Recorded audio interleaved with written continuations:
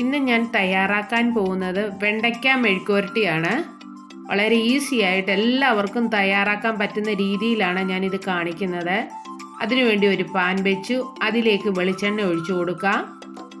വെളിച്ചെണ്ണ ചൂടാവുമ്പോൾ ഒരു 20 ചുവന്നുള്ളി ചെറുതായിട്ട് അരിഞ്ഞത് ചേർത്ത് കൊടുക്കുക. ഇനി നന്നായിട്ട് നമുക്കിതൊന്ന് വഴറ്റിയെടുക്കണം. നല്ല ചൂട് ചോറിൻ്റെ കൂടെ കഴിക്കാൻ പറ്റിയ നല്ലൊരു മെഴുക്കുവരട്ടിയാണ്. ഇതിലേക്ക് ആവശ്യത്തിന് നമുക്ക് ഉപ്പ് ചേർത്ത് കൊടുക്കാം.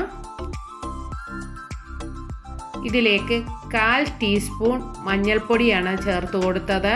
ഇനി നന്നായിട്ട് നമുക്ക് മിക്സ് ചെയ്യാം.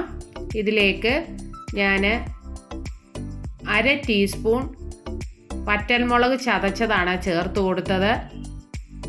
ഇനി നന്നായിട്ട് നമുക്ക് മിക്സ് ചെയ്യാം. ഇതിലേക്ക് കുറച്ച് കറിവേപ്പിലയും ചേർത്ത് കൊടുത്തു. എല്ലാവരും ഈ രീതിയിലൊന്ന് തയ്യാറാക്കി നോക്കണം, നിങ്ങൾക്ക് ഇഷ്ടമാകും. ഇതിലേക്ക് ഞാൻ 250 ഗ്രാം വെണ്ടയ്ക്ക ചേർത്ത് കൊടുത്തിട്ടുണ്ട്. ഇത് നാടൻ വെണ്ടയ്ക്കയാണ് ഞാൻ ഉപയോഗിച്ചിരിക്കുന്നത്. ഇനി നന്നായിട്ട് നമുക്കൊന്ന് മിക്സ് ചെയ്യാം.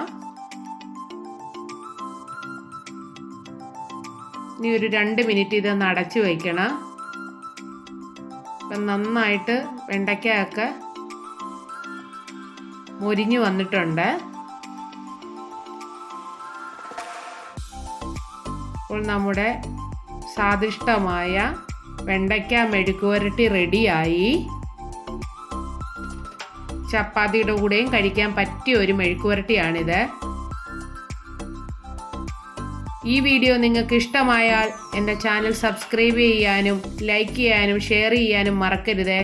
വീണ്ടും പുതിയൊരു വീഡിയോ ആയിട്ട് കാണാം. Thank you.